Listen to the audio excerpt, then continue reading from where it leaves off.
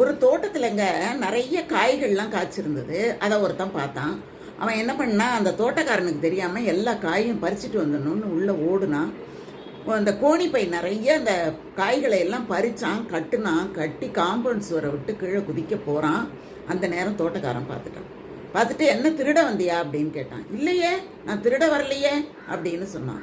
இந்த காயெல்லாம் ஏது அப்படின்னோன்னு எல்லாம் காற்றுல கீழே விழுந்து கிடந்தது அப்படின்னா. இதையெல்லாம் கோணியில் வச்சு கட்டுனது யார் அப்படின்னு கேட்டோன்னா, ஐயோ அது கூட எனக்கு தெரியாது யார் கட்டினாங்களோ. இதை தூக்கிட்டு நீ போறியே, அது கூட எனக்கு தெரியாதுங்க, நான் என் முதுகலையா இருந்தது, இது நான் கவனிக்கவே இல்லையே அப்படின்னு அவன் சொன்னான். இந்த மாதிரி தான் செய்த தவறுகளை தனக்கு தெரியாதுன்னு மேலே மேலே பேசி பேசி அதை நியாயப்படுத்தக்கூடிய மனப்பான்மை இருக்குது பார்த்தீங்களா, அதுதான் ரொம்ப ரொம்ப பயங்கரவாதமான ஒரு மனப்பான்மை. ஒரு தவறு செஞ்சால் அந்த தவறை திருத்திக்கிறதுக்கு முயற்சி பண்ணணும். அப்படி பண்ணலைன்னா அது